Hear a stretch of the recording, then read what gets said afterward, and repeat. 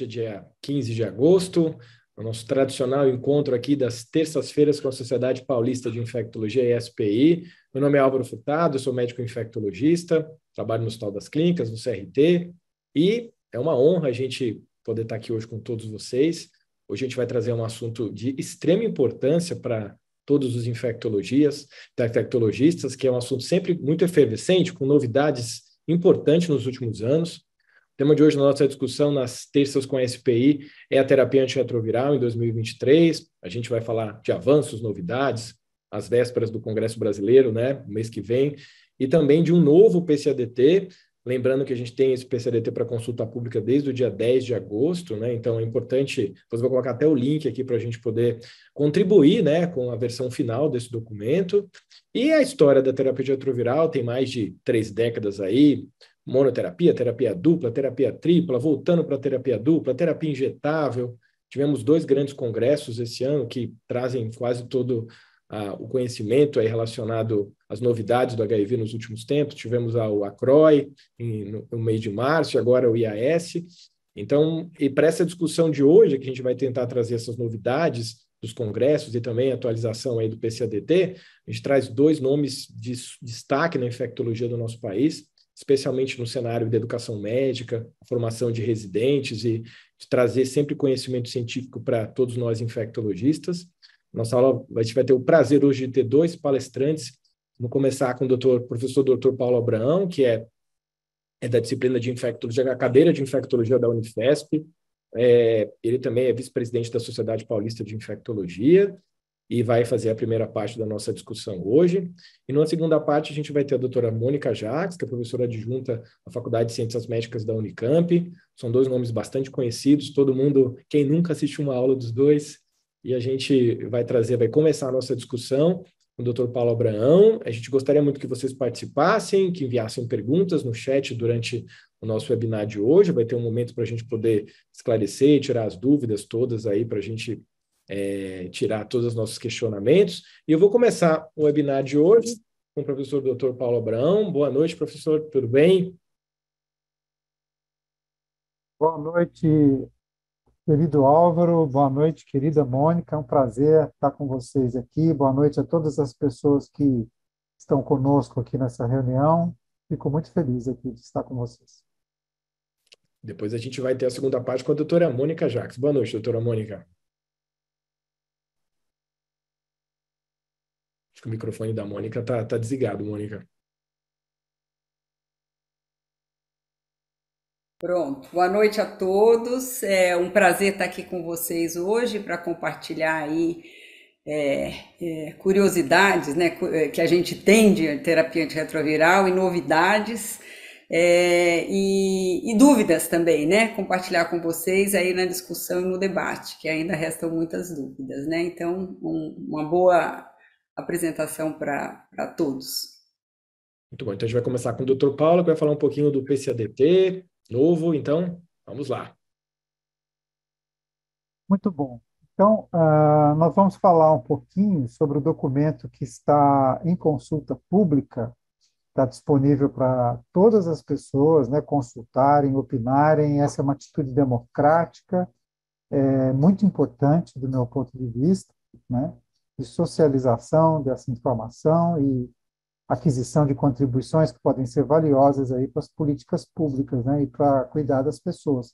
Então, o protocolo clínico e diretrizes terapêuticas, o nosso PCDT, para pessoas vivendo com HIV/AIDS, adultos de 2023. É importante lembrar que esse protocolo ele foi elaborado dentro do DAT, né? O DAT é o novo departamento que inclui AIDS, tuberculose, hepatites virais e STs do Ministério da Saúde. Então, essa é a nova denominação, né, que reúne essas tão importantes entidades de doença que acometem muitas pessoas no nosso meio. Há alguns esclarecimentos: esse documento é uma versão preliminar, ele poderá sofrer alterações após a consulta pública, que deverá ser respondida. Ele foi elaborado por uma equipe muito grande de pessoas, que incluem a coordenação, o Dr. Draulio, a doutora Maria Clara Giana, o Dr. Ronaldo Alau, os técnicos do Ministério, né, a Beatriz, a Romina, o Gustavo, vários outros técnicos do Ministério da Saúde e o Comitê Técnico Assessor, do qual a Mônica faz parte, eu também faço parte, e várias outras pessoas muito importantes fazem parte e opinaram importantemente nessa elaboração. Vocês vão notar que eu estou usando os slides do próprio Ministério da Saúde para dizer que esse documento ele não é, digamos, uma elaboração minha, ele é uma elaboração oficial e esses dados eles estão disponíveis, como eu disse, para consulta pública autorizada pela Conitec desde o início desse mês, que vai até o dia 30 de agosto. Então, a estratégia nesse momento foi da necessidade importante de nós organizarmos várias informações que foram publicadas desde 2018, quando foi o último PCDT, e principalmente várias notas informativas, notas técnicas, né, que muitas vezes deixavam as pessoas assim até confusas para buscar essas informações, esses conhecimentos. Então, a ideia foi organizar tudo isso o mais rápido possível, e para isso ser bem rápido, foi feita a opção de separar em 3 módulos: o módulo de tratamento e de co-infecções, que é o que está em consulta pública. Esses 2 primeiros módulos são 2 documentos, e, em terceiro lugar, o módulo de comorbidades, que está em preparação e que, em breve, também seguirá o mesmo caminho. Houve, como eu disse, uma aprovação inicial pela Conitec, desse primeiro texto, que iniciou a consulta pública no dia 2 de agosto, e aguarda a contribuição de todas as pessoas.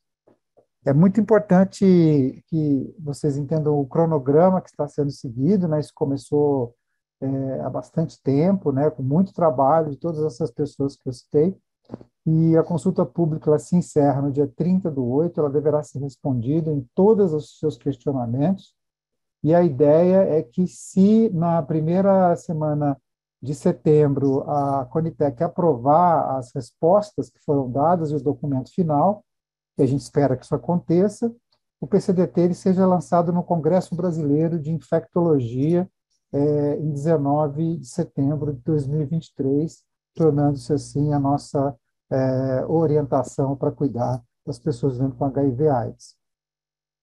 Começando, então, sobre alguns tópicos, né, que a gente considerou mais importantes de mudança, né, e que entraram nesse documento, a primeira questão que a gente quer falar é sobre aspectos relacionados com a tuberculose, né? A gente sabe que a tuberculose vem evoluindo de uma forma bastante desfavorável epidemiologicamente nos últimos anos, com aumento, inclusive, de mortalidade, aumento de casos graves e também, por exemplo, no município de São Paulo, falecimento de crianças com tuberculose, que nós não víamos há muitos anos. Então, é uma condição derivada, em parte, da nossa crise social e da vulnerabilidade social, também em parte pela pandemia de Covid-19. E as pessoas vivendo com HIV são grandemente acometidas, é a principal causa de morte em pessoas com AIDS, e é muito importante que nós tenhamos ações preventivas, diagnósticas e terapêuticas adequadas para essa entidade. Então, a primeira informação que a gente quer lembrar a vocês é que o IGRA ele está disponível. Uma das indicações claras do IGRA hoje é para pessoas vivendo com HIV com CD4 acima de 300, né? Então, isso é muito importante, porque uma vez detectada a tuberculose latente, essa deve ser apropriadamente tratada, sendo necessário também descartar a tuberculose ativa. E para pessoas com CD4 abaixo de 350, descartando-se tuberculose ativa, já é obrigatório o tratamento da tuberculose latente, independente do resultado do IGRA ou da prova tuberculínica. Uma outra novidade no campo do diagnóstico da tuberculose, particularmente relacionada a pessoas vivendo com HIV com CD4 muito baixo, né, principalmente abaixo de 200 e principalmente abaixo de 100 células, é o uso do LAM, né, a detecção desse antígeno da parede do Mycobacterium tuberculosis na urina, a lipoarabinomanana.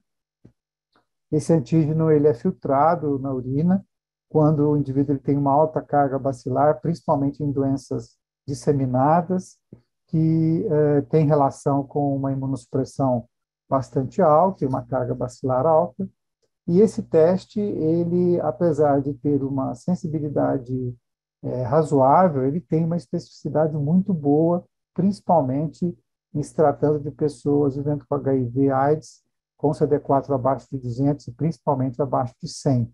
Então, ele passa a ser hoje uma ferramenta à beira do leito, um teste rápido, né, que nos dá essa oportunidade de fazer o diagnóstico e instituir tratamento com rapidez. Então, esse é o teste, né? Ele é um teste imunocromatográfico, muito semelhante aos testes para detecção de anticorpos anti-HIV, hepatite C, hepatite B, sífilis, Covid, etc. Né? Existe uma área de controle, uma área que é o resultado, né? Ele é lido. Idealmente, ele deve ser feito na primeira urina da manhã, mas se não for possível, ele pode ser feito em outro momento. É muito simples de ser feito, o resultado ele sai em poucos minutos. Então, isso é uma grande arma diagnóstica que não deve ser utilizada isoladamente, porque a sensibilidade ela é considerada razoável apenas. Então, um teste negativo não afasta a tuberculose. Portanto, é necessário uma investigação clínica adequada, com uma boa história, um bom exame físico e outros exames complementares.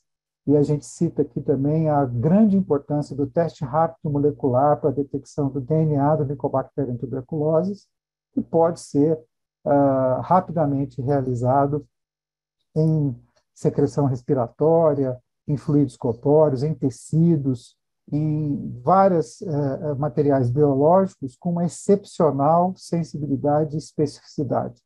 Então, esse teste também é um teste rápido, em poucos minutos se tem o diagnóstico, se você tem equipamento no seu serviço, se não, você pode referenciar da sua unidade de saúde para a unidade mais próxima e ter esse diagnóstico em pouquíssimos dias. Isso acelera muito e aumentou muito as possibilidades de diagnóstico da tuberculose e evita postergar o tratamento e temos aí aumento de maior mortalidade por essa doença, principalmente em pessoas vivendo com HIV/AIDS. Então, o diagnóstico da tuberculose ele vem evoluindo de uma forma rápida e positiva, e é preciso associar esses testes rápidos com um método de imagem e outras formas de diagnóstico clássicos que a gente já tem disponível no nosso meio.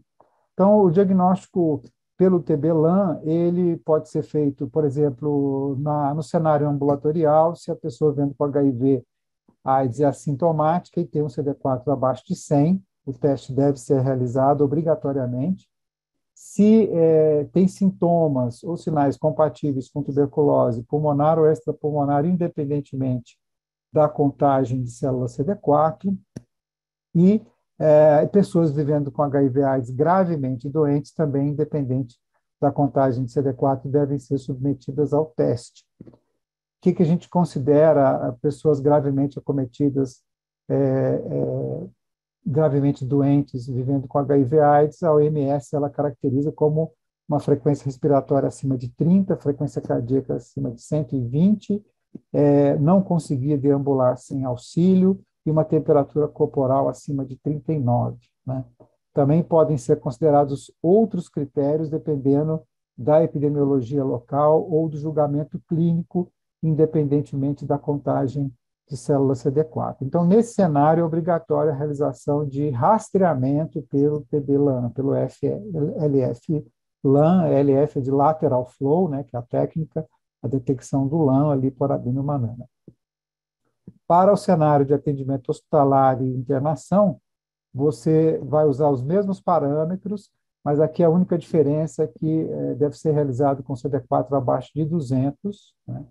Já um CD4 mais alto, porque se essa pessoa está em ambiente hospitalar é porque ela já tem critérios de gravidade elevados, né? E os outros critérios eles são muito semelhantes e devem ser seguidos para indicar o rastreamento obrigatório do LF-LAN. É importantíssimo lembrar também a oportunidade que nós temos de tratar a tuberculose latente, é uma forma de prevenção, que nós temos, né, de reativação da tuberculose, particularmente em pessoas vivendo com HIV, onde a chance de reativação ela chega a ser 30 vezes maior do que na população que não tem a infecção pelo HIV. E hoje nós temos um esquema que é o recomendado também pela OMS, que é o 3HP, que são 12 semanas, com uma dose única semanal de rifampicina e isoniazida. Essa dose ela é supervisionada e já está disponível, né?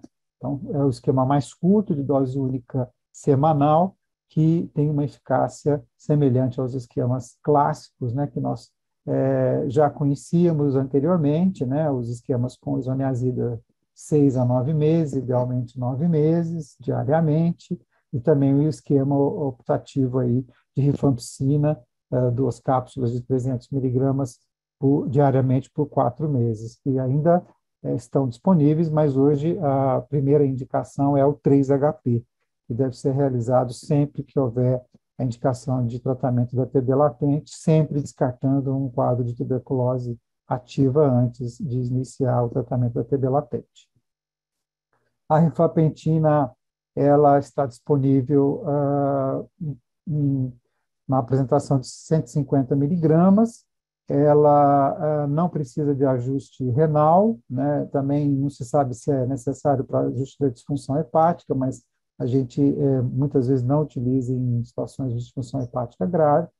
Ela pode causar hiperuricemia, pode causar a coloração alaranjada dos fluidos corporais, eventualmente depois da tomada sintomas semelhantes à influenza, que alguns indivíduos reclamam, né? Anemia, linfopenia pode acontecer, eventualmente elevação de transaminases, não pode ser utilizada na gestação e, importantemente, ela não tem a mesma restrição que a rifampicina, ela não tem restrição de uso com o dolutegravir, pode ser utilizado com dolutegravir na dose habitual de 50 miligramas por dia. Muito importante lembrarmos de notificar todos os casos de tuberculose ativa ou latente. Essas informações elas são muito importantes para a gestão em saúde e para as futuras intervenções nessa área. Um outro ganho importante que nós tivemos no SUS recentemente foi a disponibilização do antígeno de criptococo, né, o CRAG. E esse antígeno ele é extremamente sensível e específico para detecção tanto da criptococose do sistema nervoso central quanto da criptococose que ainda não acometeu o sistema nervoso central. Nós sabemos que essa neurocriptococose é uma infecção oportunista com altíssima morbimortalidade em pessoas vivendo com HIV/AIDS, e também é um alvo importante aí de atuação para que nós tentemos diminuir a sua mortalidade. Então, aqui, esse fluxograma inicial de rastreamento, ele deve ser realizado em todas as pessoas vivendo com HIV/AIDS com CD4 menor ou igual a 200, que não tenham histórico de doença criptocócica prévia, né?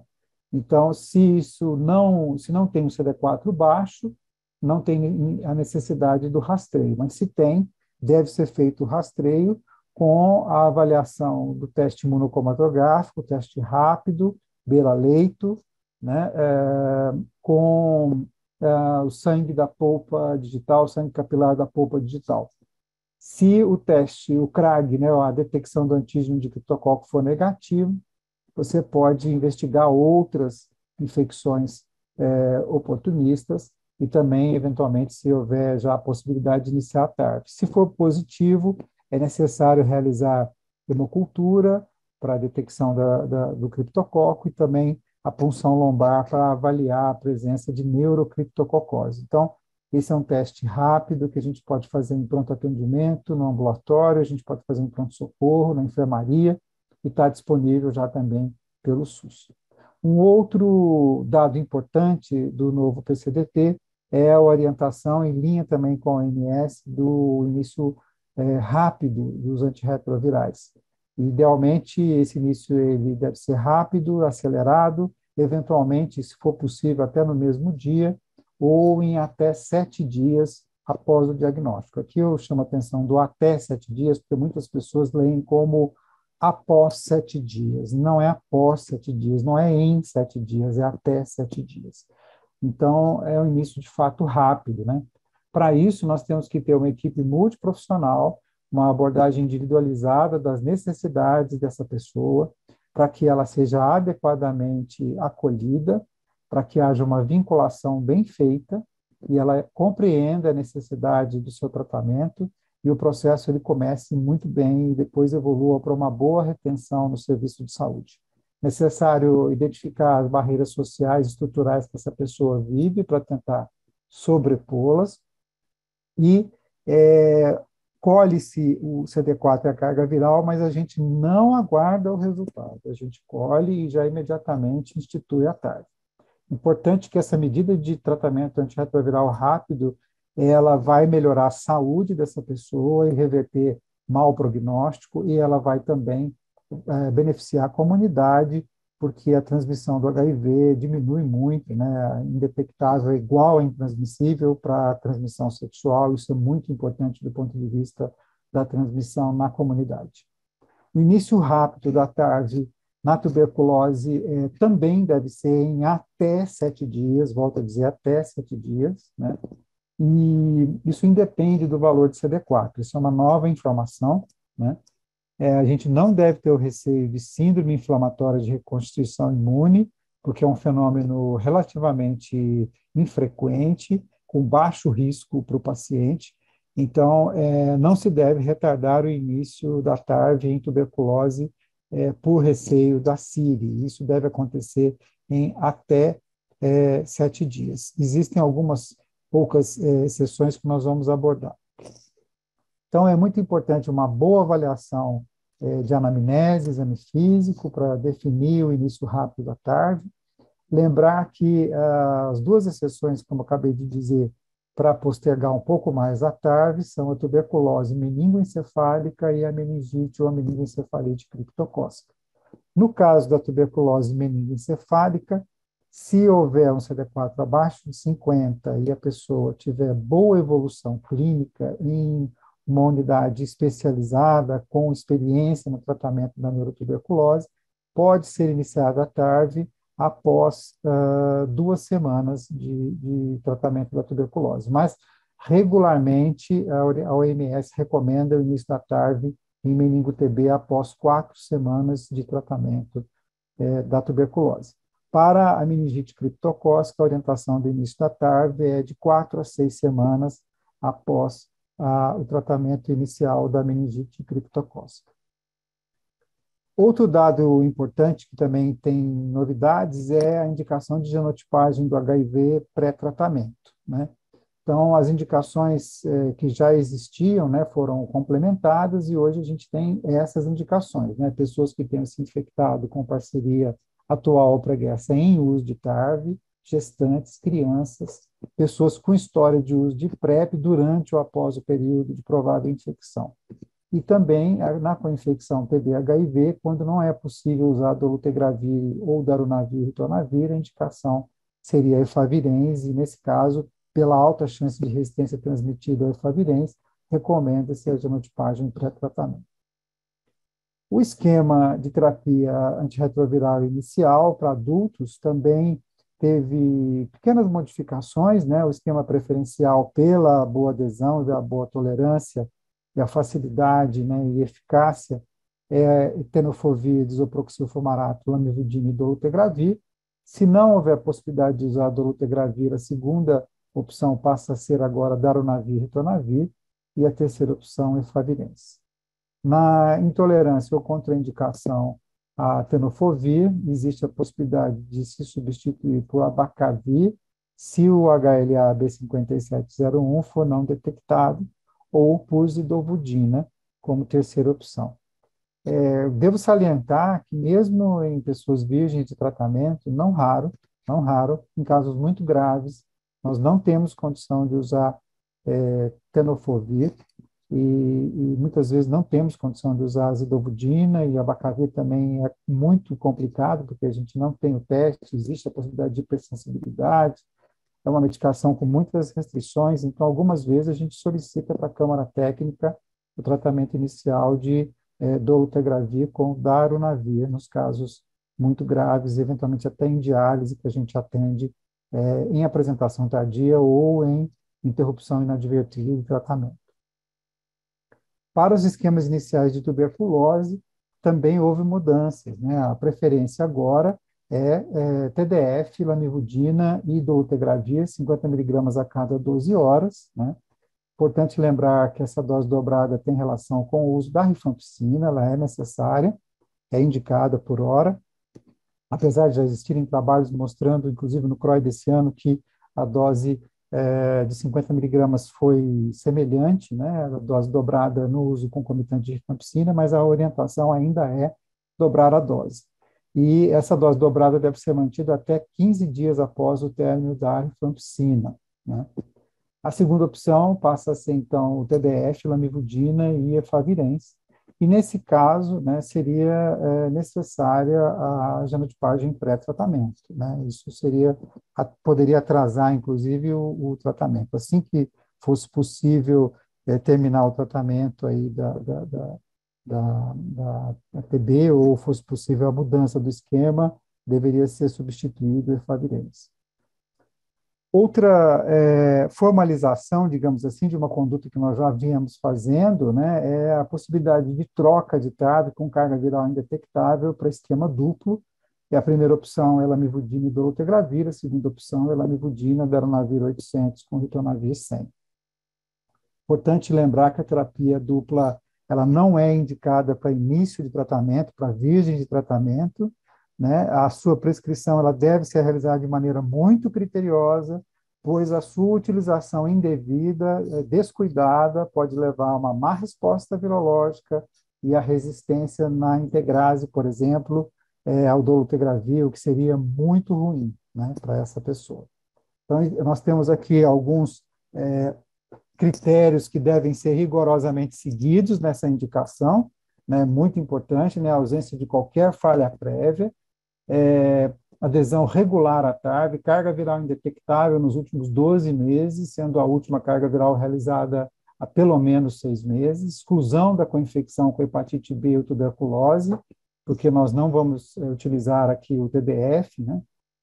Idade maior do que 18 anos, não estar gestante, excluir qualquer comedicação que reduza o nível sérico do dolutegravir, quando esse medicamento for utilizado. Ainda a semana passada, no nosso ambulatório, uma pessoa com múltiplas medicações psiquiátricas tinha uma delas que reduzia o nível do dolutegravir e estava em esquema duplo, né? Então, por sorte, estava indetectável, a gente acabou revertendo esse esquema duplo para um esquema compatível.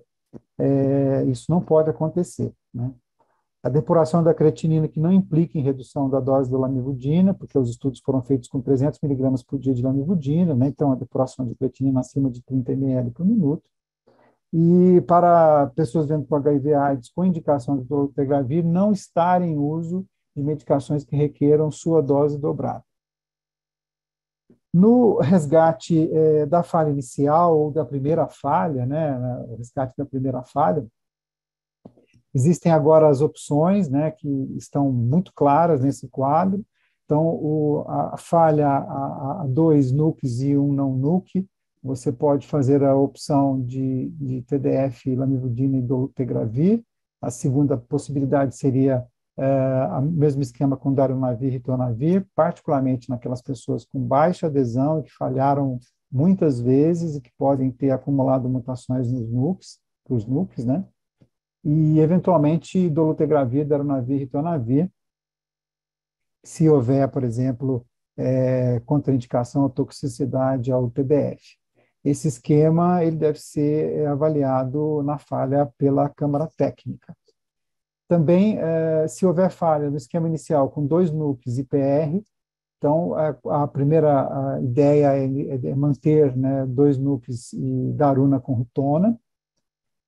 Geralmente, a falha com IPR não acontece com mutações de resistência, então é possível manter daruna com ritona. A segunda opção seria TDF, lamivudina e dolutegravir. A terceira opção, dolutegravir, darunavir e ritonavir. E quando a falha aconteceu a 2 NUCs e um inibidor de integrase, preocupa particularmente se houve uso de raltegravir previamente, né? Isso é bastante preocupante, porque é uma medicação de baixa barreira genética. A indicação seria TDF, lamivudina e darunavir com ritonavir.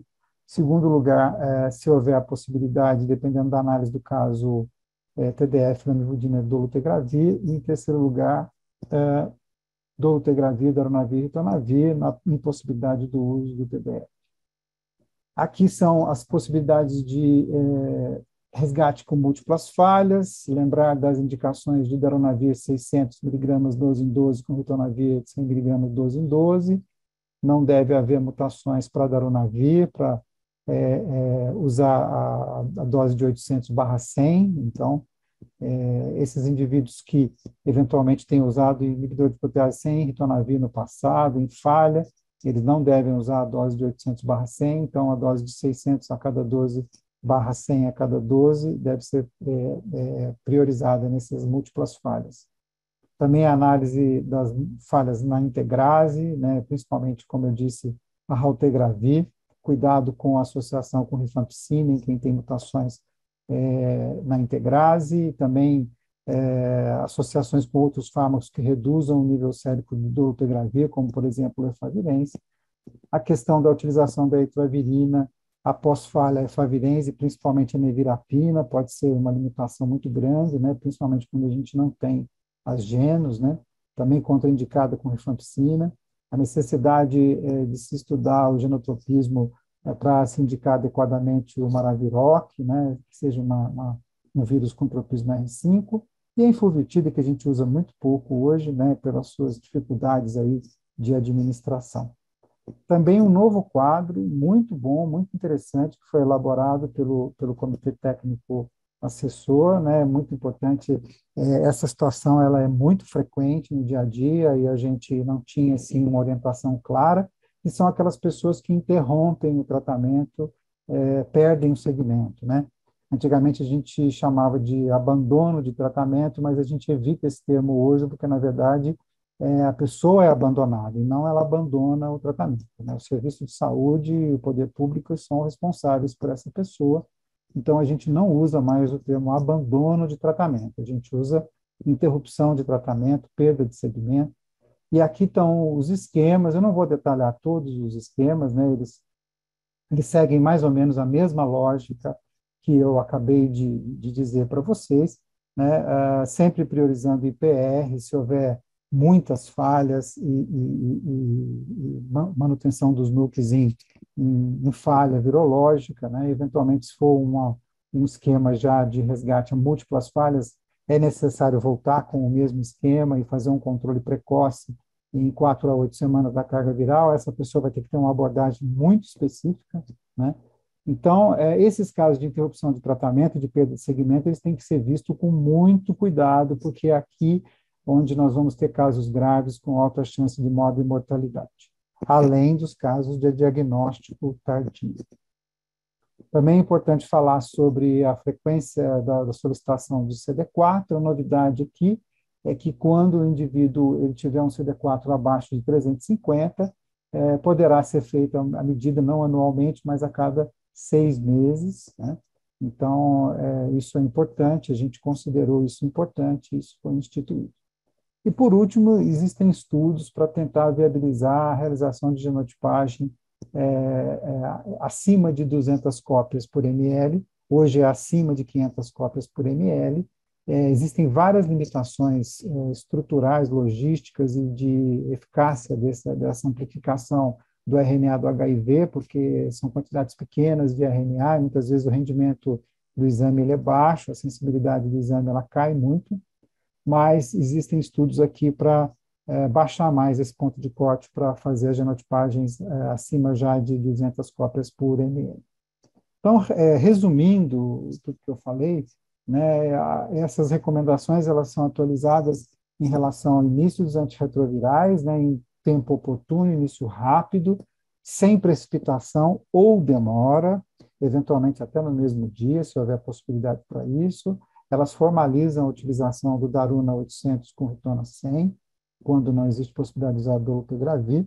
Passa o efavirenz para a terceira opção na primeira linha e sempre após a genotipagem pré-tratamento. Além disso, atualiza a estratégia, né, formaliza a estratégia de terapia dupla, né, na troca com carga viral suprimida. Também fala a respeito da inclusão da combinação dolutegravir e darunavir 800/100, né, nos esquemas de resgate após falha virológica de primeira linha, quando não é possível utilizar tenofovir, por exemplo. E atualiza os esquemas de resgate após falha virológica. Existe agora um capítulo específico para perda de segmento, para interrupção de tratamento, né, como a gente mostrou em resumo naquela tabela, a importância do IGRA para um diagnóstico de TB latente acima de 350 de CD4, e também do LF-LAN, do TB-LAN e do antígeno de cripto no diagnóstico inicial. Além disso, atualizando o tempo de tratamento antirretroviral inicial em TB-HIV, né, para até 7 dias, com exceção da TB meningoencefálica. E as outras investigações que estão sendo conduzidas no departamento para reduzir o tempo de frequência do CD4, a genotipagem com carga viral acima de 200 e também os fluxogramas de doença avançada que foram colocados no tópico das co-infecções. Então, com isso, eu agradeço. Desculpe se passei um pouco do tempo, tentei correr o máximo possível, bastante informação, e depois a gente pode guardar tempo para discussão. Então, passo a palavra para a professora Mônica. Obrigado.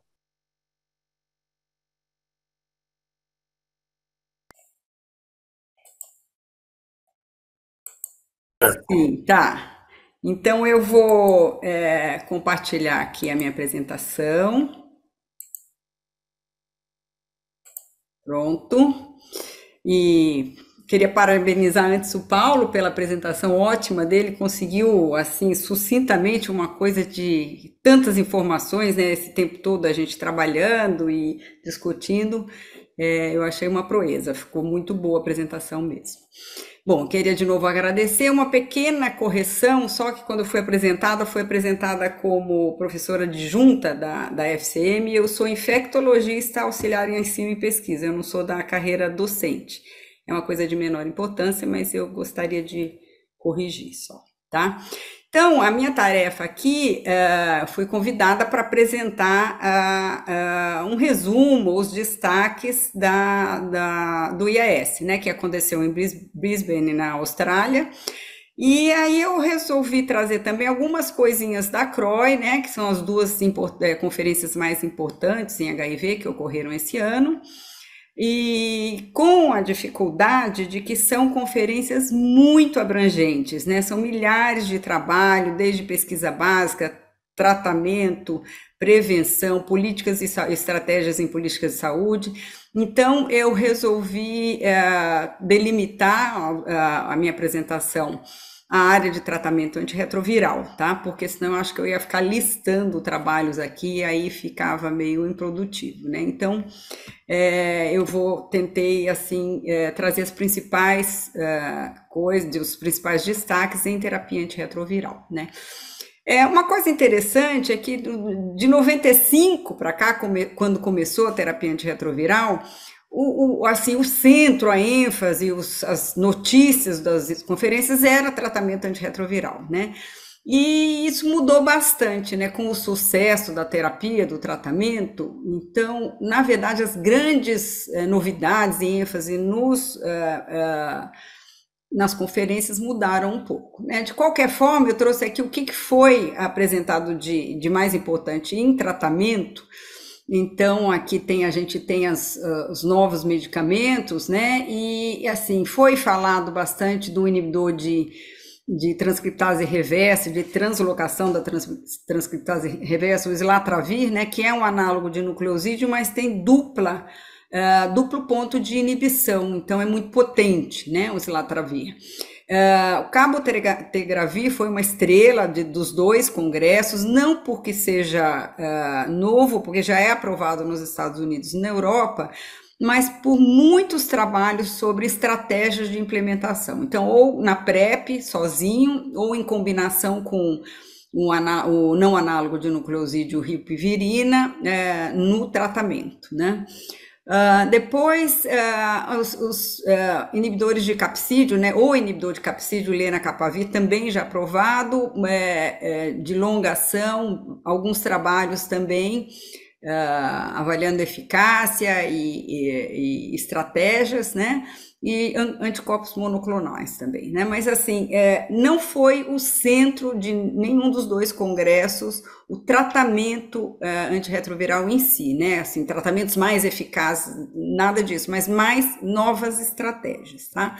Então, assim, grande parte do congresso, o Paulo, eu tive a alegria de estar acompanhada do Paulo lá durante o congresso, então a gente acompanhou, assistiu juntos, discutiu muito, e assim, o centro, talvez, acho que o Paulo concorda comigo, o centro foi medicamentos de longa duração, nos injetáveis e de longa duração, né?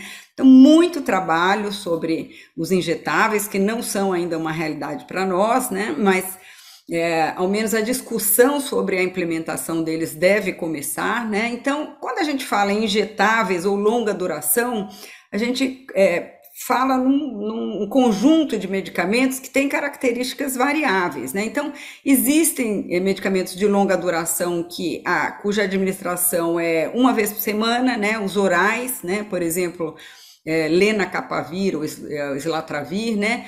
A cada mês, como os injetáveis, o cabotegravir, e os implantáveis, que podem ser usados ou dosados a cada 6 meses, né? E os anticorpos monoclonais também a cada 6 meses, né? Então, os intervalos são variáveis, a administração pode ser injetável, anel vaginal, implante, tem uns adesivos com microagulhas, bombas de infusão portáteis, à semelhança da bomba de insulina, dispositivos gráficos. Então, uma série de medicamentos de longa duração está sendo pesquisada, né?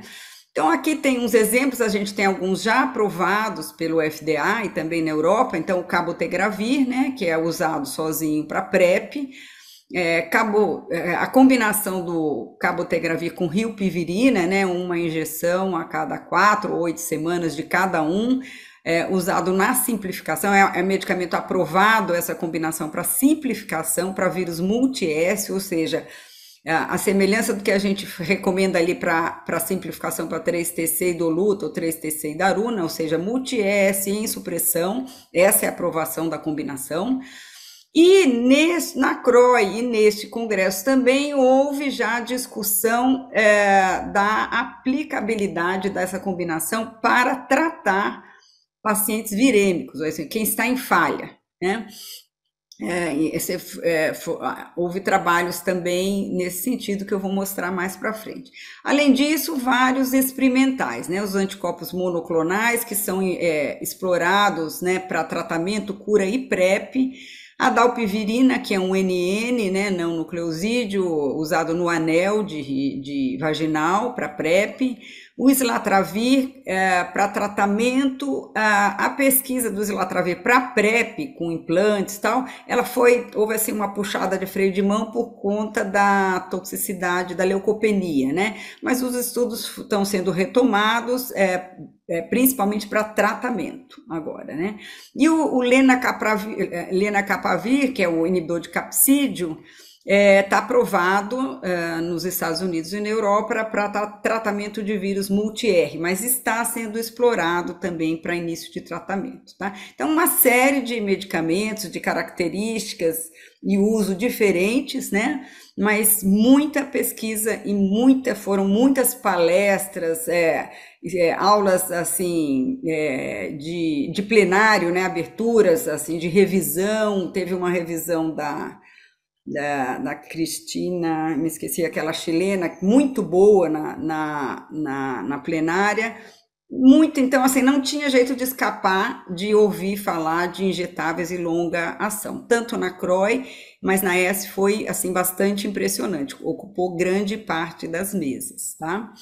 Então, primeiros injetáveis que eu vou trazer aqui de apresentação desses congressos é um que já é aprovado, né, cabotegravir e rilpivirina. um inibidor da integrase, muito parecido com o dolutegravir, né, mas injetável de longa duração, e a rilpivirina da classe dos ITRNN, né, não nucleosídeos, né. Então, eles são aprovados em combinação, uma injeção de cada medicamento a cada 8 semanas, né, para simplificação. Então, a mesma estratégia de simplificação que a gente usa aqui para simplificar para 3-TC e dolutegravir. Pessoas com boa adesão, sem falha prévia, com vírus multi-S, né? O problema é o seguinte, essa combinação de injetável a cada 8 semanas, ela tem um apelo grande para usos em populações de difícil alcance, né? Então, por exemplo, os adolescentes, né? A gente sabe que, particularmente os adolescentes que adquiriram HIV por transmissão vertical são muito problemáticos na questão da adesão. Isso não é só no Brasil, no mundo inteiro é o nicho que está faltando para entrar para a era da terapia bem sucedida, né? Os usuários de substância, complicados também. Mas, na minha opinião particular, menos complicados até do que esses jovens de transmissão vertical, são poucos, mas são bem difíceis da gente, fazem parte da maior parte dos problemas da gente hoje nos ambulatórios, né? E pessoas em situação de rua. Então, a pergunta óbvia para esses injetáveis, pelo cabotegravir e rilpivirina, será que dá para a gente usar em quem está falhando? Porque essa população talvez seja a que se beneficia mais, né? Então, na CROI, aqui do lado direito da apresentação, foi apresentado um estudo muito interessante dessa enfermaria 86, em São Francisco, me lembrou aí, para quem é da Unicamp, a sala 6 da Santa Casa, quer dizer, aquela tragédia, né? Então, essa população, metade dessa população é usuário de substância, tem doença mental, pessoas em situações de rua, então uma população muito difícil, e eles incluíram nesse estudo, era um estudo de braço único, né? Eles incluíram mesmo pessoas com viremia, ou seja, em falha de tratamento ou interrupção de tratamento, tá? Coisa que situação para a qual esses medicamentos não foram aprovados ainda, né? E os resultados foram espetaculares, né? Não só de adesão, né?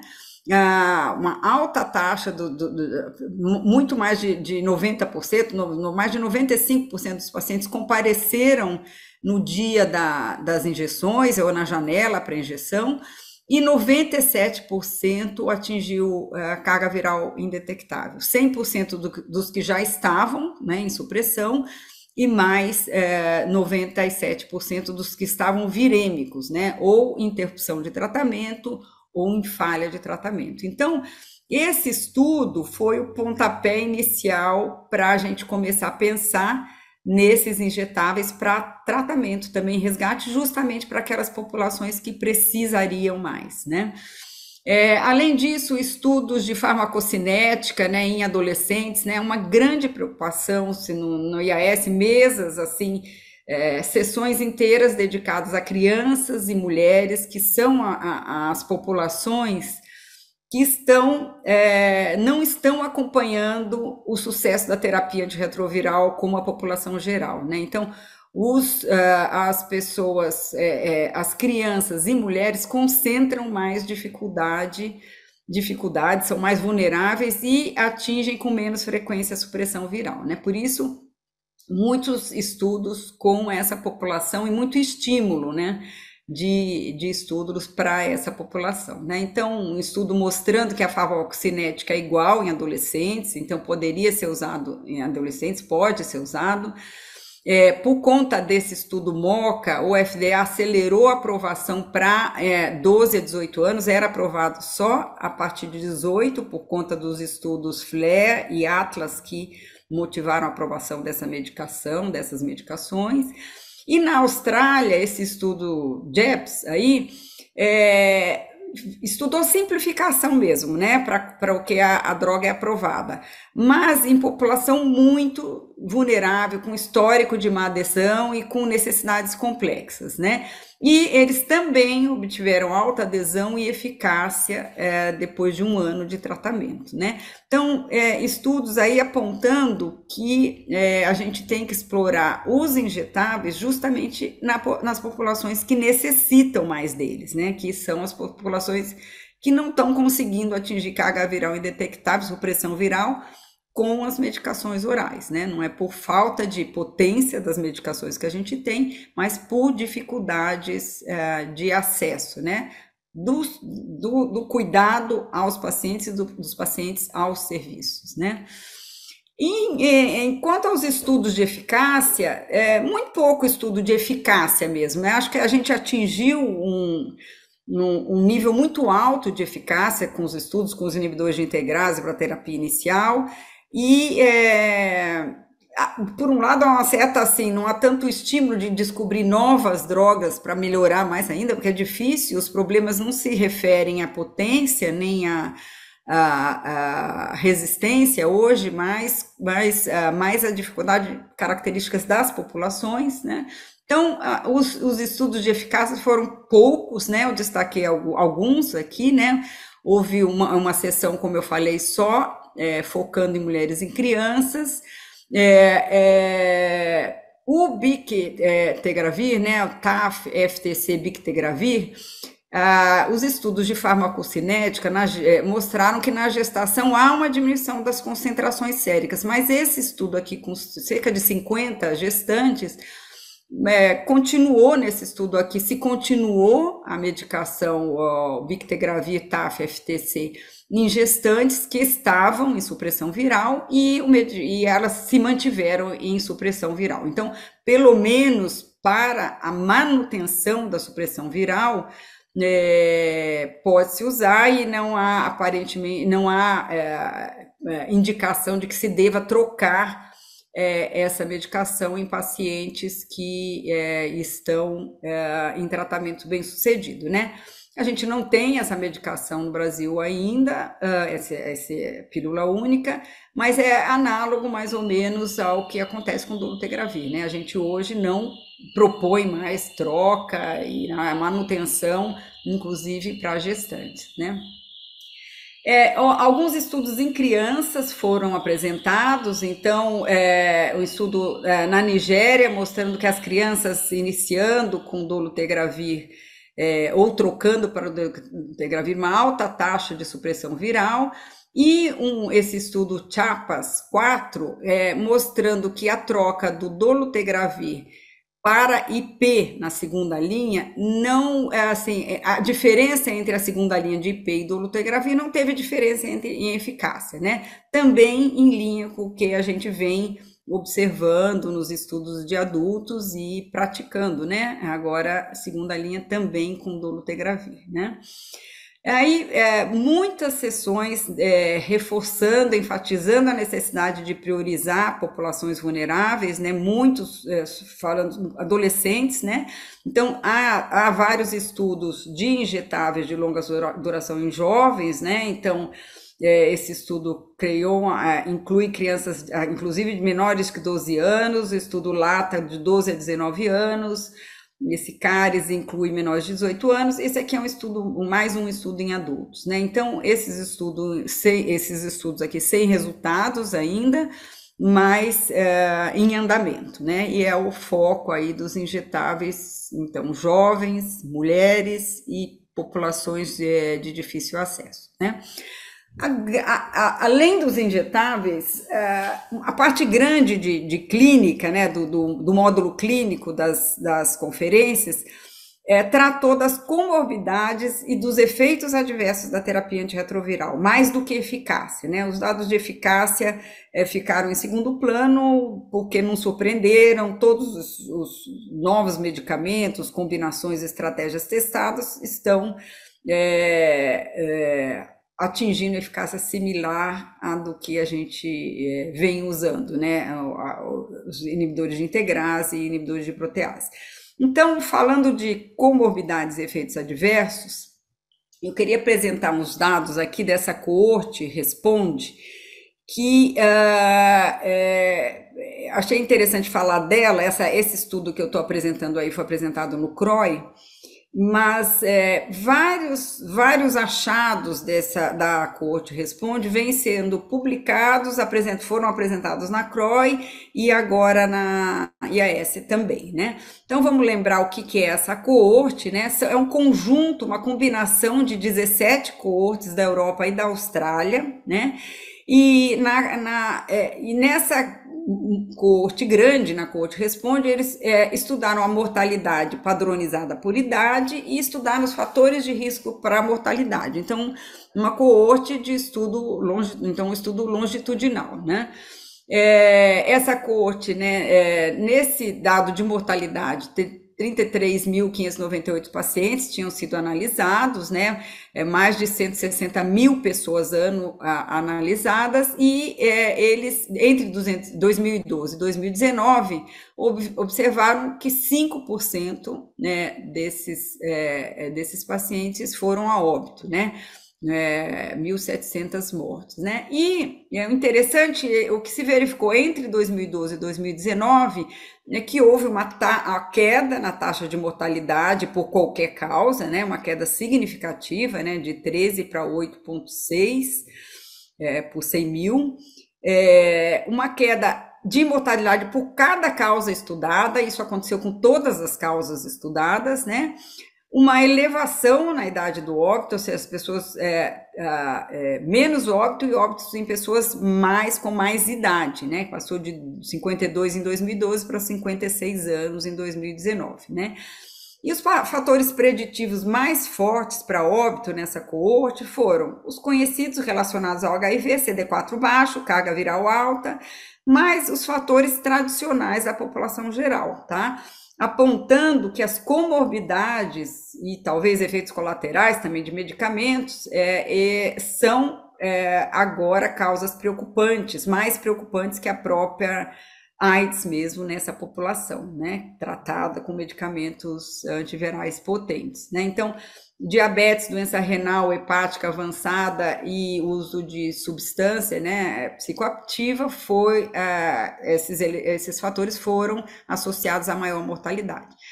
E um segundo dado da Responde de mortalidade, muito impressionante, quando eles analisaram mortalidade por causa específica, a principal causa de mortalidade na população dessas coortes, Europa e Austrália, foi neoplasias, né? Neoplasias não relacionadas à AIDS, ou seja, não é linfoma, não é sarcoma de Kaposi, né? Neoplasias não AIDS, né? Então, com uma taxa por 1.000, o dobro das causas, qualquer causa relacionada à AIDS, né? Então, a gente vê a importância, né, das causas não AIDS como morbidade e mortalidade, né? E inclusive muito à frente de causas cardiovasculares, né, que é uma preocupação grande nossa também, né? A gente sabe que as neoplasias, mesmo pessoas com CD4 com recuperação imunológica, mas que tiveram CD4 muito baixo, elas continuam, mesmo em tratamento bem sucedido, continuam com maior risco de neoplasias, né? Então, é um tema que vai nos ocupar por muito tempo, e eu tenho certeza que vocês, durante a pandemia e logo no pós-pandemia, tiveram uma enxurrada de pacientes com neoplasias, né? E a gente tem observado isso na nossa prática também, né? Mas a Responde trouxe vários outros achados, alguns publicados já, né? Aqui no ano passado, na Lancet, houve um estudo, foi uma publicação que falava da associação de inibidores, de uso de inibidores de integrase com aumento de risco cardiovascular, né? Isso foi publicado ano passado e gerou bastante preocupação, né? Será que inibidor de integrase aumenta, mas a gente não estava preocupado com darunavir, né? Será que tem a ver com ganho de peso? Então, isso aqui preocupou bastante no ano passado. Depois, outra coorte teve achado diferente, que eu vou mostrar para vocês. Outra coisa na Responde, tanto o inibidor de integrase quanto o TAF foram associados a mais hipertensão e também mais diabetes. Esse dado aqui apresentado no IAS, né, mostrou uma incidência maior de diabetes em pessoas expostas a inibidor de integrase nesta coorte, né? Curiosamente, peso, eles não encontraram associação com peso, tá? O que tem de problema é uma corte enorme, eles ajustaram, né, para fatores conhecidos de risco, para hipertensão, diabetes e tal, porém, eles, na Responde, todos os indivíduos que estavam usando o inibidor de integrase, seja no resgate do resgate do resgate, seja terapia inicial, foram incluídos, tá? Então, potencialmente, há muitos fatores confundidores, porque as pessoas... primeiro, quem começou a usar inibidor de integrase foram as pessoas em resgate, né? Raltegravir apareceu para resgate, depois o dolutegravir também para vírus multi-R. Então, essas pessoas têm mais tempo de doença, mais tempo de viremia, também maior risco de doenças não AIDS. Então, isso poderia ser uma explicação para esses achados. De qualquer forma, são achados que preocupam, porque a gente vê um aumento progressivo de obesidade, hipertensão, diabetes na população tratada, né? Se tem a ver com o inibidor de integrase, é bem discutível e grande parte dos especialistas não acredita que tenha, mas não dá, a gente vai precisar de mais estudos ainda, né? A coorte suíça foi uma coorte que foi apresentada na CROI, né? Também uma coorte só que menor, né? Se eu não me engano, eram 7.000 pacientes, aqui, ó, pouco mais de 5.000 pacientes, né? Só que eles só incluíram pessoas em início de tratamento. E aí compararam, né? Compararam incidência de eventos cardiovasculares, infarto, AVC, doença arterial obstrutiva. Numa primeira análise, sem controlar para fatores de risco, parecia que inibidor de integrase tinha um risco maior, mas na hora que for os fatores de risco tradicionais para doença cardiovascular, hipertensão, diabetes, cigarro tal e polipemia antes foram incluídos na análise multivariada, se viu que não, né, que os inibidores de integrase não foram mais associados a eventos cardiovasculares. Quer dizer, isso vai de encontro ao achado da Responde, né? Essa coorte é um pouco menor, né? São 5.000 pacientes. Por outro lado, ela foi mais controlada, já que os pacientes são mais homogêneos, iniciando o TARF, né? Mas deu um alívio para aqueles achados relacionados ao inibidor de integrase que foram encontrados no Responde, né? Mas a pergunta se hipertensão é mais frequente em quem usa inibidor de integrase, ela se repetiu lá no IAS, né? Então, um pesquisador da África do Sul, esse Venter, né, ele apresentou uma sessão toda e fez uma discussão bem interessante e mostrou que naqueles estudos de tratamento inicial, né, o NAMSAL, que era TDF-3TC com doluta ou efavirenz, e o Advance, que comparava TDF com TAF e efavirenz com dolutegravir em 3 braços. Nos 2 estudos, houve maior aumento da PA no braço do dolutegravir, tá? E que, quando se corrigia para índice de massa corpórea, era atenuado, tá? Nesse outro estudo aqui, que foi um estudo de resgate, né, de segunda linha, né, o que comparava 3 braços, o tradicional, né, 2 ITRNs, aliás, o tradicional 2 ITRNs com daruna e ritona, tradicional, versus daruna com dolutegravir e TDF, FTC ou 3TC e dolutegravir, então 3 braços para resgatar quem estava falhando com NN, a maioria é efavirenz.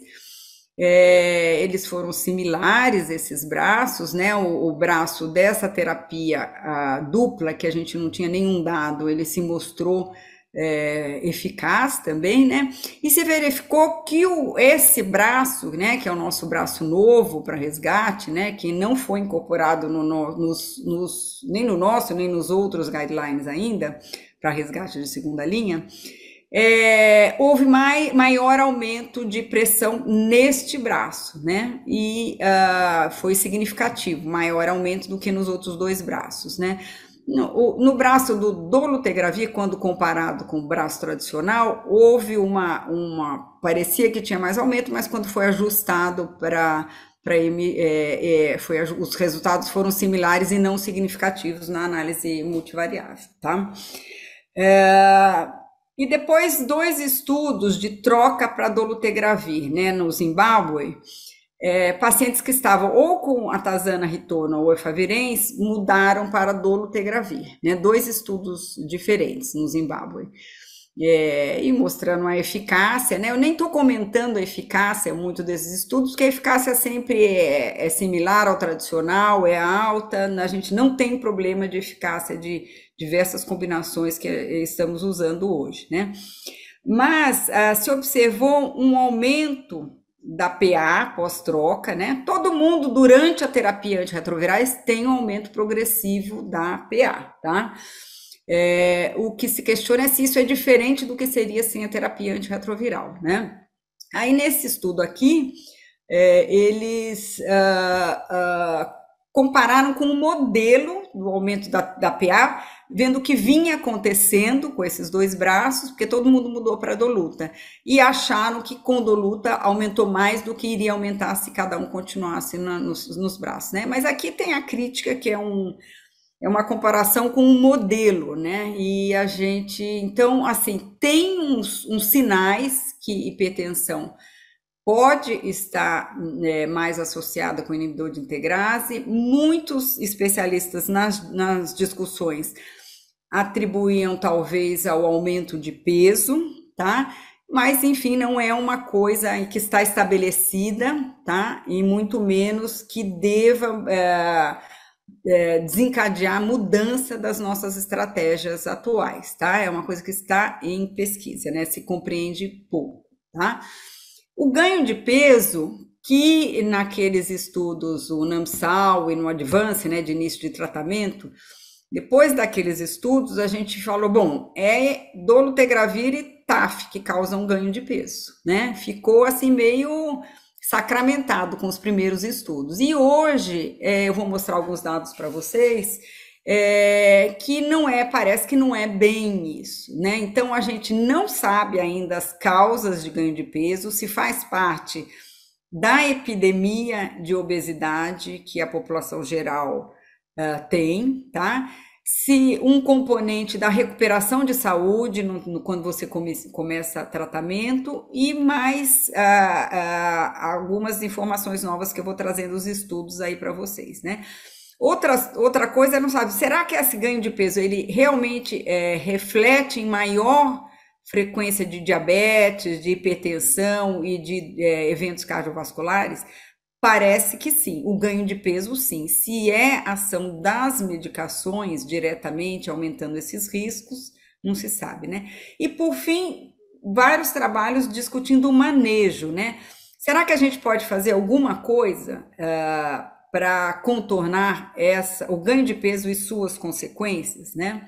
Então, aqui eu estou trazendo alguns estudos da CROI, né, que, bom, como a gente estava achando TAF e inibidor de integrase, bictegravir, o dolutegravir, levam a ganho de peso, né, você acreditava. Será que a gente suspender essas medicações e substituir por cabotegravir e rilpivirina de longa ação vai ter um reflexo no peso, né? Vai reverter esse ganho do peso ou estacionar o ganho do peso? E a resposta nesse estudo solar que foi apresentado na CROI é que não, né? Diferenças muito pequenas de peso, não significativas, e a eficácia, de novo, similar, né? Outro estudo, que é esse Characterize, perguntou isso também, será que tirar TAF e dar tenofovir vai reverter o ganho de peso, né? E esse Characterize é o seguinte, eu vou me deter um pouquinho aqui para a gente entender bem, porque ele dá informações muito importantes, né? O Characterize, ele vem do estudo Advance, que ocorreu na África do Sul, né? Que era aquele estudo que comparava dolutegravir com efavirenz para a terapia inicial e TAF com TDF, tá? Na terapia inicial, e nesse estudo é que surgiu a informação, opa, TAF com dolutegravir dá muito mais ganho de peso do que TDF com efavirenz, né? E você usar o TDF com dolutegravir intermediário. Então, sugerindo que TAF e dolutegravir levam a ganho de peso maior do que o esperado para a recuperação de saúde, né? Então, a partir desse estudo, se assim meio que assim ficou, não, dolutegravir dá ganho de peso, e começou a ter estudo para tirar dolutegravir também, né? Algumas pessoas precipitadamente, inclusive na prática clínica, fazendo trocas, né? Então, esse estudo, no fim do Advance, o que aconteceu? Todo mundo passou para a recomendação da OMS, TDF, 3TC e dolutegravir, né? Então, o Characterize incluiu pessoas que vieram desses estudos e analisou o que aconteceu quando você tirou o TAF e deu TDF, né? O que aconteceu quando você tirou efavirenz e deu dolutegravir, né? Então, trouxe bastante informação. Bom, quem continuou, estava no braço do TDF, 3TC, FTC e dolutegravir, continuou ganhando peso mais ou menos no ritmo do que esperado para a população geral ao longo do tempo, tá? Não teve mudando. A mudança aqui não alterou o ritmo de ganho de peso. Entretanto, quem estava tomando TAF e passou a tomar TDF, perdeu peso, tá? E quem estava tomando efavirenz e passou a tomar dolutegravir, ganhou peso em outro ritmo, tá? Especialmente as mulheres. É uma coisa que chama bastante atenção, é que as mulheres sempre são o subgrupo que mais apresenta mudança de peso, seja para ganho ou nesse estudo de troca também para perda de peso com a troca, né? Os homens, mais o grupo do efavirenz só, né, que apareceu. E nesse estudo aqui começou a se sugerir, será que é o TDF que é tóxico? Assim, essa perda de peso do TDF e do efavirenz, será que está traduzindo uma toxicidade desses medicamentos? E não é? Então, na comparação lá do estudo, aqui na comparação, não é que quem usou dolutegravir engordou mais, é quem usou efavirenz não ganhou o peso que ganharia sem a medicação, tá? E também o TDF também tendo talvez uma toxicidade, né? E tem estudos in vitro sugerindo mecanismos para essa toxicidade, tá? Então, esses estudos de troca, eles começaram a questionar essa coisa que ficou quase um dogma depois do Advance. A dolutegravir dá muito ganho de peso, né? Agora isso está sendo disputado já, essa verdade, né? Depois, agora no IAS, 2 estudos que incluíram pessoas que estavam em supressão viral, em qualquer terapia antirretroviral combinada, o outro quem estava tomando TAF, FTC, bictegravir, né, que seria análogo ao nosso TDF, 3TC, dolutegravir, muito parecido, né?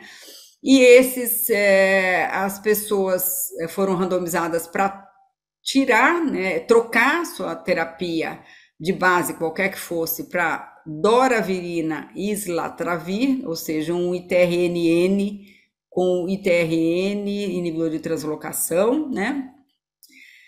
Ou continuar o que estavam fazendo, né? Tomar o remédio que estavam tomando. E o outro, continuar também o que estavam tomando, que eram todos o TAF, FTC, BIC, ou passar para doravirina, islatravir. E aí olharam a eficácia, que foi tanto fez, continuar quando mudar de grupo, e a alteração de peso e de massa gorda. E quando se olha globalmente, teve até mais ganho de peso com doravirina e islatravir, né? E o que se verificou? A que se atribui isso? Então, quem estava usando o efavirenz, tá? Porque esse NN aqui, a grande maioria era efavirenz, deixou de usar o efavirenz e passou para um medicamento possivelmente sem a toxicidade, ganhou mais peso, tá? E isso estando com tenofovir, ou com TDF ou com TAF, mas o TAF não foi comparado, né? Esse eixo não foi comparado nesse estudo. Mas, de novo, apareceu aqui o efavirenz, quem sai do efavirenz ganhando mais peso. Assim, no Advance saiu do efavirenz para dolutegravir, né? E aqui saiu do efavirenz para islatravir e outro NN, quer dizer, então aparentemente é o efavirenz que impede o ganho de peso, né? E se a gente lembrar lá atrás, na época da lipoatrofia, eu me lembro de um trabalho na CROI que comparou efavirenz com lopinavir e ritonavir e mostrou, a conclusão do trabalho é que efavirenz também dava lipoatrofia, né? Mas esse foi um trabalho que passou assim, era pequeno, passou, nunca se repetiu, ninguém nunca mais deu bola para ele, mas talvez realmente a alteração ele impeça o ganho de peso, né? E quando se mediu a gordura, composição corpórea, né, da gordura de tronco, de tronco e periférica, se viu também ganho de peso quando você tira o efavirenz, né? O DEFINE é outro estudo também que incluiu pessoas tomando TAF, FTC inibidor de integrase e mudou para uma pílula única com inibidor de protease, né? O Presista, né? Que é a pílula única que tem darunavir com cobicistat, e também nenhum impacto na mudança de peso, tá? Então, os estudos de ganho de peso, eles vêm mostrando que tenofovir e efavirenz aparentemente suprimem o ganho de peso, talvez por toxicidade, tá? Inclusive, tem estudos sobre o efavirenz que mostram que os metabolizadores rápidos de efavirenz, eles ganham peso, né? Então, quem se livra do efavirenz rápido no metabolismo, não teria esse efeito de toxicidade, tá? E não é um efeito de classe, né? Então, efavirenz, que é um NN, faz isso, mas rilpivirina não faz, nevirapina não faz, doravirina não faz, tá? E os ITRNs também são diferentes, tenofovir para TAF, tá? Então, essa indicação de toxicidade, ela está cada vez mais se consolidando, né, do TDF do efavirenz, e se inibidor de integrase, particularmente bictegravir e dolutegravir e TAF, causam ganho de peso, continua sendo várias interrogações, tá? Uma outra coisa que aponta que não é que os estudos de intensificação, quando você apenas acrescenta o dolutegravir a um esquema, nesses estudos não foi observado ganho de peso, né? Então parece que você tem que tirar algum medicamento que está impedindo o ganho de peso, né? Então tem estudos de mecanismo que foram apresentados, né? É possível que os receptores de estrógeno tenham um papel nessa toxicidade, então por isso mulheres seriam mais afetadas, e esse papel do metabolismo rápido ou lento do efavirenz, como eu já mencionei para vocês, né? E por fim, a estrela do EAS, curiosamente, não era um medicamento antirretroviral e nem usado para o tratamento da infecção, mas uma estatina, tá? Esse estudo REPRIVE, ele avaliou se a pitavastatina usada para pessoas que normalmente não têm indicação de uso de estatina, pessoas com baixo risco cardiovascular, se elas se beneficiariam em relação a eventos IAM, AVC, isquemia arterial, né? Então, o estudo foi interrompido porque o grupo placebo, né, que não usou estatina, teve 31% a menos de eventos que o grupo que usou pitavastatina, né?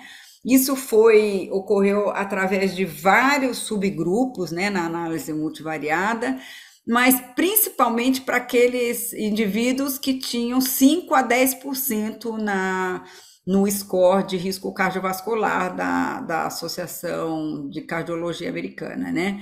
De doença coronariana e de doença aterosclerótica. Então, são pessoas consideradas de risco intermediário, né? Que atualmente no guideline de dislipidemia, com 7,5, menos do que 7,5, não teriam indicação, né?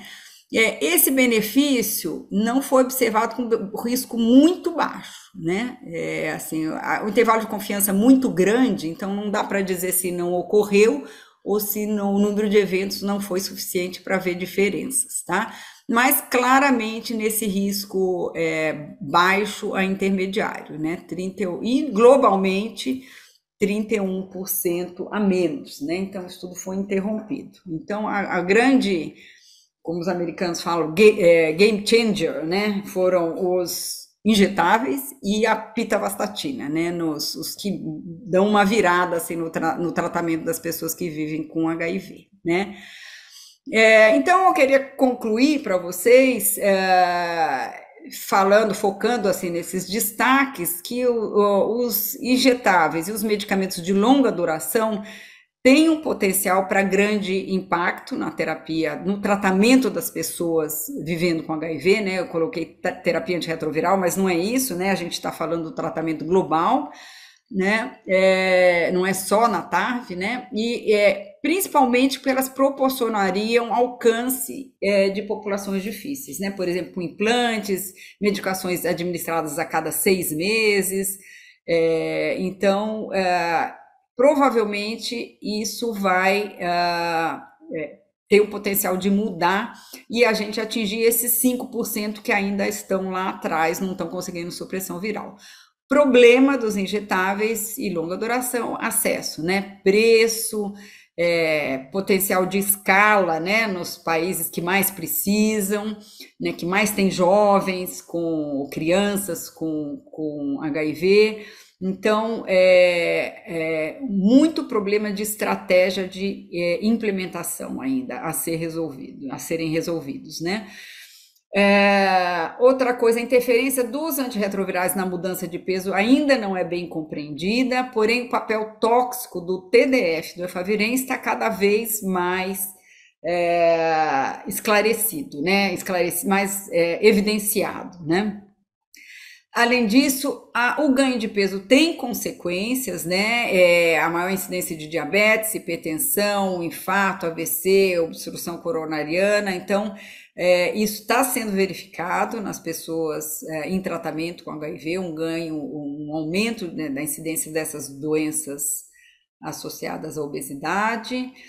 E as intervenções medicamentosas são importantes, né? Porém, tem a questão do acesso, né? Pitavastatina, por exemplo, ela não está disponível em muitos países e o acesso à pitavastatina, que é a estatina mais cara, é pequeno, né? Será que outras estatinas farão o mesmo papel? Possivelmente sim, mas também o acesso às estatinas teria que ser garantido às populações. E está longe disso, né? Mesmo... a gente aqui faz o alto custo, mas assim, não é uma coisa amplamente de acesso fácil, né? Além disso, será que medicações para obesidade, né, de alto custo também, como o semaglutide, né, que estão começando a ser usadas na população geral, elas terão papel na população HIV positivo, né? Então, de novo, teve uma sessão que falou de hipertensão. Naqueles estudos de camarões da África do Sul apresentados, né, na sessão de hipertensão, se viu também, um dos resultados dos estudos é que era frequente a hipertensão, mas facilmente tratável com medicações de primeira linha, né? Os pacientes foram tratados adequadamente quando tinha disponível. No Namsal não tinha medicação, não era sistematicamente tratado. No Advance tinha na África do Sul, né? Em Camarões não tinha. Então, o acesso, mais do que o tipo, assim, a eficácia do medicamento, a gente tem medicamentos eficazes, tanto antirretrovirais, quanto medicamentos adjuvantes no tratamento das pessoas com HIV, como estatinas, antihipertensivos, inclusive medicamentos para obesidade. Agora, o problema grande é o acesso e a implementação em larga escala, tá? Então, era isso, eu agradeço a vocês. e estou disponível para perguntas. Muito bom, muito obrigado, doutora Mônica, doutor Paulo. As aulas foram excelentes. Acho que é uma belíssima oportunidade para a gente se atualizar aí nos últimos congressos e logo, logo essas incorporações. A gente torce para que muitos dos avanços sejam incorporados no nosso programa. Eu vou começar primeiro com as perguntas para o doutor Paulo. As maiores dúvidas aqui foram a disponibilização do LAN, do Lateral Flow, para tuberculose no urinário, com relação aos programas, né, pelo Brasil e São Paulo. Foram perguntas do Orival, da Sigrid e do Flávio. Basicamente, como vai ser a disponibilização, o cadastramento de instituições hospitalares e dos SAIs com relação à disponibilização do fluxo lateral para o diagnóstico de tuberculose, e como essas foram as principais dúvidas sobre a questão do LAN.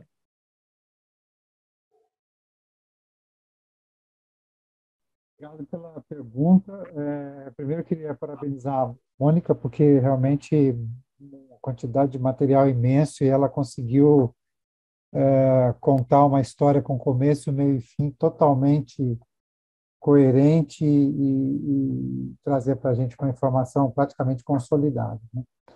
Bom, esses insumos eles serão distribuídos para os estados e os estados, os programas estaduais vão distribuir para os grandes municípios, né? Alguns grandes municípios recebem direto do governo federal. Então, por exemplo, o município de São Paulo, ele recebe diretamente do governo federal, pelo número de pessoas muito grande, né, na municipalidade. Então, esses insumos eles vão ser distribuídos para os serviços de saúde nos 3 níveis de governo, né, federal, estadual e municipal. Ainda com relação ao rastreio da tuberculose, o Alexandre perguntou da experiência de pessoas vivendo com HIV com CD4 abaixo de 350, a questão da necessidade de rastreio anual para tuberculose, com relação a um teste negativo, fazer esse rastreio, mesmo pacientes que têm um quadro de reconstrução imunológica, que conseguem recuperar CD4, qual é a conduta com relação a rastrear de maneira anual a infecção latente em pacientes vivendo com HIV? Então, a orientação do Ministério da Saúde da OMS é que, se tiver abaixo de 350, não é para fazer prova tuberculínica, não é para fazer IGRA, é para tratar TB latente. Descartar TB ativa, né, através das 4 perguntas chaves, né, febre, tosse, sudorese noturna e perda de peso, e uma radiografia de tórax. Descartou TB ativa, não para as 4 perguntas, radiografia de tórax normal, CD4 abaixo de 350, tratar TB latente, não pedir prova tuberculínica, não pedir IGRA. Prova tuberculínica e IGRA é só com CD4 acima de 350. Daí, você vai avaliar. Se a prova tuberculínica ou o IGRA são não reagentes, né, negativos, você deve repetir esse processo anualmente, né, para poder detectar uma nova infecção aí, se for o caso. Mas sempre lembrar disso, abaixo de 350 não é para fazer prova tuberculínica, não é para pedir IGRA, é para descartar a tuberculose ativa e tratar a tuberculose latente. Muitas vezes a gente não consegue fazer isso logo no diagnóstico, né? A gente sabe que a OMS ela estimula que isso seja feito o quanto antes, mas no momento do diagnóstico, muitos dos nossos casos estão com problemas de saúde extremamente complexos, com a polifarmácia, né, com dificuldade de início ali da adesão, muito doentes. Então, é natural que a gente espere um pouquinho essa coisa estabilizar para instituir esse tratamento TB latente. Mas, por exemplo, se eu recebo aqui comigo uma pessoa que tem 250, 300 CD4, não tem nenhuma infecção oportunista, eu já poderia programar esse tratamento TB latente descartando TB ativo em breve. Ela perguntou vai ser, se já tem a disponibilização para usar o esquema com rifampicina e isoniazida para tratar a infecção latente em outras populações, sem ser a população que vive HIV. Por exemplo, transplantados, usuários de biológicos, a gente já pode usar esse esquema de 3 meses, de 12 semanas, para outras populações, sem ser as pessoas que vivem com HIV. É isso mesmo. O esquema de tratamento da TB latente 3HP, ele é hoje o esquema prioritário para qualquer situação, não só para pessoas vivendo com HIV. A gente precisa prestar atenção só em uma coisa, que são as interações farmacológicas da rifampicina. Por exemplo, mesmo em pessoas vivendo com HIV, AIDS, né, a gente sabe que a rifampicina não pode ser usada com IPR, né? Então, é uma restrição.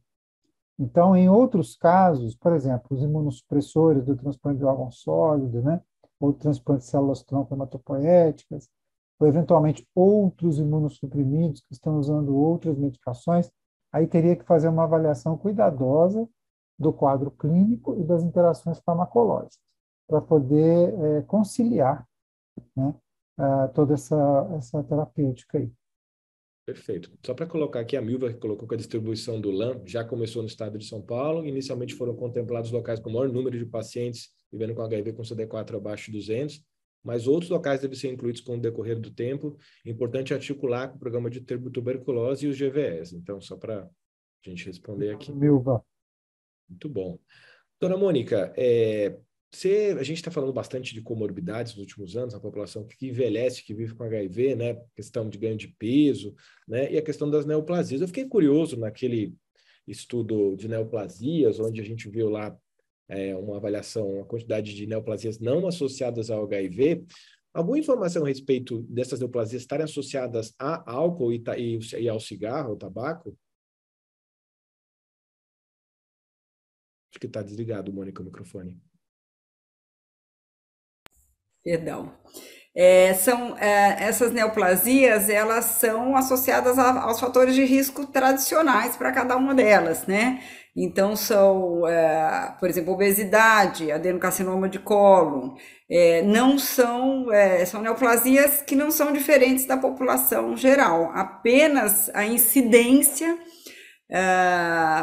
mais alta, né, nessa população que, particularmente a população com HIV que já teve CD4 muito baixo, ou que mantém a relação CD4-CD8 muito baixa, então é uma população que tem mais risco, né.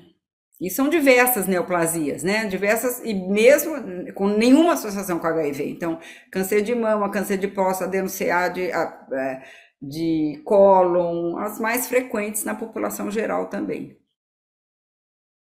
Uma pergunta da Sigrid, doutora Mônica, se não há possibilidade do nosso PCDT incorporar os injetáveis, especial o cabotegravir associado com a repivirina, populações de usuários adolescentes, usuários de substâncias e pessoas em situações de vulnerabilidade, situações de moradores de área livre.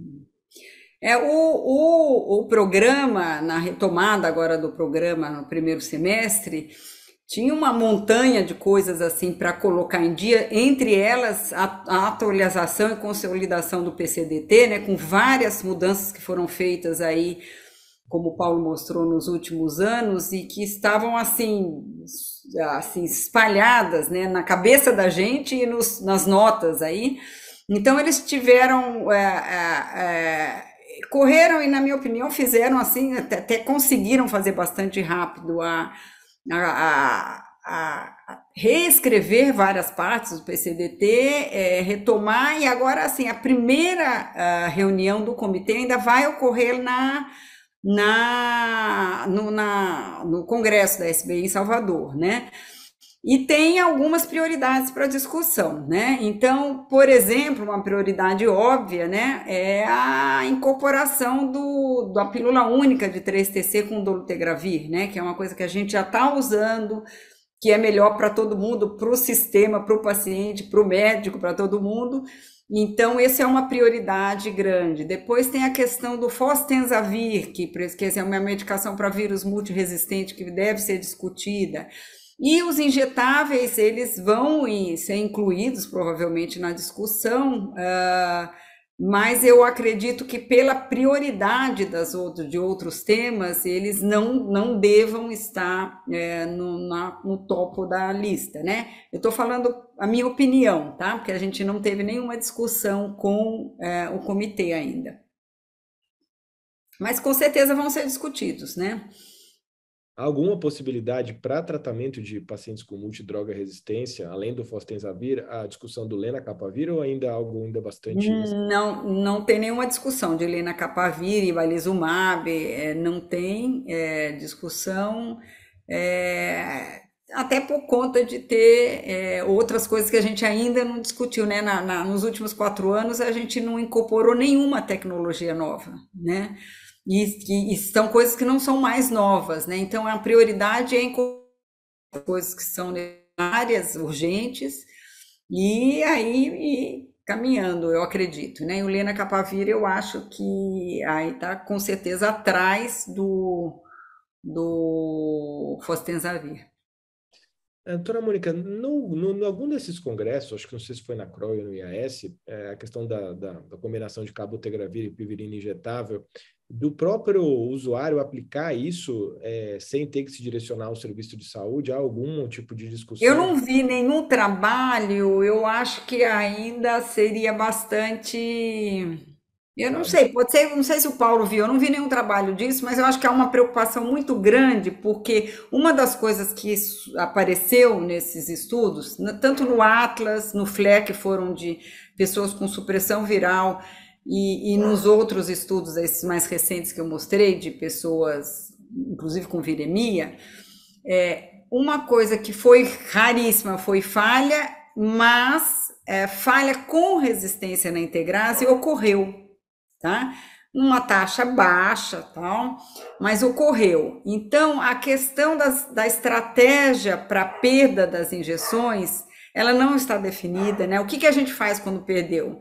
Será que todo mundo que tem um tratamento injetável deve ter um punhadinho de medicação oral, perdeu a injeção, vai tomando até voltar? Né? Inclusive teve um trabalho que eu não mostrei aí, que foi interessante, que é com lenacapavir. Eu acho que foi no IAS mesmo, foi no IAS que era o estudo do lenacapavir injetável a cada 6 meses, ele estava correndo, a pessoa tomou lá no começo, depois de 6 meses, o que aconteceu? Houve uma indisponibilidade de lenacapavir por uma questão de acho que uma contaminação no frasco, não sei o que, e não tinha, foi suspensa. E aí, o que eles fizeram no estudo? Era para dar injeção. Eles fizeram uma ponte com medicação lenacapavir oral. E os pacientes que, enquanto não chegava o remédio, não dava para retomar as injeções, eles iam tomando lenacapavir oral e o resultado foi, não teve falha, eles mantiveram a supressão. Então, a ideia da ponte oral para quem toma injetável foi uma coisa levantada também lá. E se funcionou para o lenacapavir, será que quem toma cabo Hilp devia ter um esquema na mão, né? E qual o esquema? Depende do paciente. Se é um paciente com vírus multissensível é uma coisa, se é um paciente como aqueles virêmicos, é outra. Então tem muita coisa para resolver. E junto com essas coisas, uma vez que a gente conheça, não, dá para dar via oral, dá para fazer uma ponte, tem a questão da implementação das estratégias, né? Então, porque são populações que a gente está querendo alcançar de difícil alcance. Então, assim, o espírito que eu entendi, que eu percebi lá, no Paulo me corrija se ele viu, se ele achou outra coisa, mas é assim, todo mundo está com muita esperança, mas assim, nossa, tem tanta coisa para a gente resolver com isso ainda, né? Mas dá a impressão que vai ser uma coisa que a gente vai conseguir ajustar, né? Eu acredito que não, os injetáveis, hoje eu conversando, um paciente perguntou para mim, vai ter injetável, mas para quem? Eu falei, eu acho que vai ser... Quando tiver, vai ser para uma subpopulação, né? Para quem se beneficiaria mais? Tá? Eu penso muito nos jovens, eu penso muito nas adolescentes de transmissão vertical, que tem muita dificuldade, então uma estratégia diferente, será que não pode funcionar? Mas é pouca gente, eu acho, que um negócio em larga escala, para ser melhor do que a gente tem agora, os 2 comprimidos, ou até né? 3TC com dolutegravir, o negócio precisa ser muito fácil, muito bom, né? É difícil superar o sucesso do tratamento atual. É questão de eu concordo. Eu concordo. plenamente com a Mônica. A questão da autoadministração, Álvaro, que você colocou, a questão, por exemplo, do cabotegravir é que é preciso a injeção intramuscular em grupos musculares maiores e profunda. Então, isso praticamente inviabiliza a autoadministração, né? Existe a possibilidade de administrar no vasto lateral, mas isso é uma opção para quem tem, por exemplo, uma prótese glútea, alguma coisa assim, né? Então, a esperança para a autoadministração são as medicações subcutâneas, como, por exemplo, o lenacapavir, né? Agora, sobre a implementação, eu acho que exatamente a preocupação é essa que a Mônica colocou. Eu tenho mais preocupações no Brasil, por exemplo, com o primeiro esquema de tratamento. Acho que para a PrEP, acho que o cabotegravir deveria ser pensado, né? Para uma subpopulação pequena que não consegue usar o TDF, por exemplo, pessoas mais velhas com comorbidades, por exemplo, acho que seria interessante o cabotegravir para a PrEP. Mas, para tratamento, a primeira opção que a gente teria na linha de investigação seria cabotegravir e ripivirina. E a minha preocupação é que essa pessoa teria que ter uma genopré, porque a gente usou muito efavirenz, a gente usou nevirapina, né? Então, a chance da gente ter a rilpivirina comprometida, mesmo para um esquema de primeira linha, seria considerável, né? Então, isso obrigaria, por exemplo, o genopré, né? E como a Mônica disse, o que a gente tem disponível hoje funciona excelentemente, né? Excelentemente. Se vocês observarem a quantidade de medicamentos que a gente tinha alguns anos atrás como opções de linhas ou de possibilidades, né? E hoje a gente foi resumindo isso, resumindo, e a gente está falando de poucos fármacos. Isso é sinal de que efetividade, eficácia, efetividade e segurança são boas, né? Muito bom, excelente. Outra pergunta sobre infecção latente, doutor Paulo. Para pacientes previamente tratados para ILTB, a recomendação de IGRA anual após a recuperação imunológica? Não, essa é uma pergunta importante e frequente, né? Então, se a pessoa foi tratada para TB latente, ela só precisa fazer um novo tratamento se ela se expuser a bacilíferos, novamente, se ela tiver uma nova infecção, né? Do contrário, a gente considera ela tratada e ponto final. Da mesma forma, quem tratou TB ativa, não faz sentido ficar realizando prova tuberculínica, IGRA. A pessoa teve a doença, tratou com 4 fármacos em fase intensiva, 2 fármacos em fase de manutenção, por meses, 6 meses, 12 meses. Então, não faz sentido ficar investigando TB latente, tratar TB latente, exceto se a pessoa tiver um novo contato claro e próximo e prolongado com bacilífero. Aí você não precisa nem de prova tuberculínica nem de IGRA. Basta a história de contato comprovada para você retratar a TB latente. Descartando inclusive a prova tuberculínica e o IGRA não vão ajudar, porque eles não diferenciam a doença ativa da prévia. Então, a pessoa que não tem nova infecção e já tratou, vai ter o PPD reator, né? Então, se a pessoa já teve TB, não faz sentido. Até essa mesmo, a pessoa já teve TB, o IGRA e o PPD vão responder isso. Se já teve ou tem, agora não sabe diferenciar. Muito bom. Com relação do ganho de peso, acho que os pacientes sempre trazem essas dúvidas para a gente, né? Eu ouvi a opinião de vocês dois a respeito, que é uma coisa meio óbvia, né? Mas como a gente deve, no dia a dia, a despeito de toda a discussão na literatura de quem é o responsável, não responsável por esse fenômeno, a questão de falar de dieta e atividade física com os pacientes, né? Porque eu acho que a gente está discutindo pitavastatina para reduzir risco cardiovascular, está discutindo alguns antirretrovirais aí meio que responsabilizados por algumas situações, mas eu acho que é fundamental nós infectologistas no dia a dia falarmos ativamente sobre a importância, né, de neoplasia, parar de fumar, parar de beber, doença cardiovascular, dieta, atividade física, essa reflexão para a gente que atende os pacientes no dia a dia, né?